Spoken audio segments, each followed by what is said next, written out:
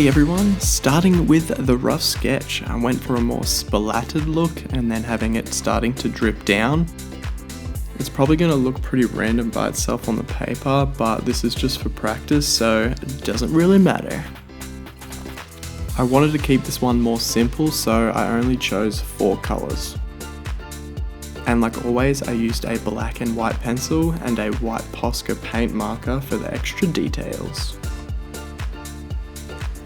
So starting with the lightest colour, I went and filled all the areas that are going to be the lightest of the drawing, making sure I fill out enough space for the other colours to blend into.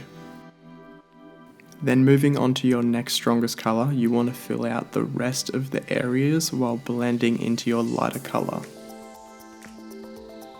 For when going around the edges and the drips, I suggest not thinking too much about it, just draw a bit slower and looser to get much more of a natural, realistic look.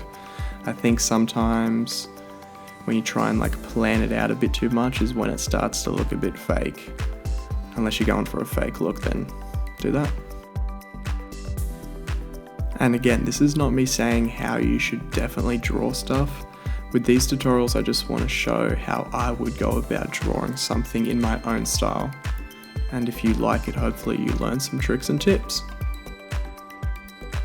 So grabbing your next marker, which in my case is my favourite colour, R29 Lipstick Red, you're going to go over all the areas again, besides the lightest points, and then with your previous 2 colours, help blend in the lipstick red or whatever colour you're using, and just go back and forth with all 3 colours until you get the blend you're happy with.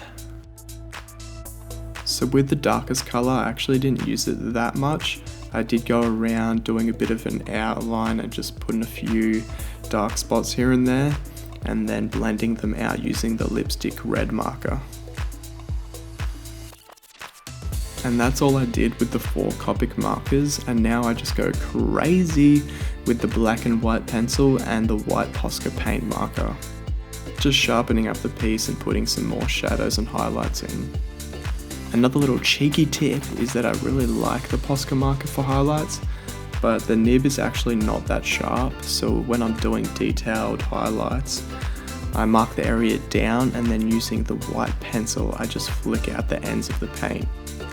Also, when I was doing the highlights on the drips, they ended up looking like little cheeky faces, which I actually like, so I just left them like that. And that's pretty much it. A bit of a simple one this time, but I still hope you learned something. But most importantly, I just hope you had a great time.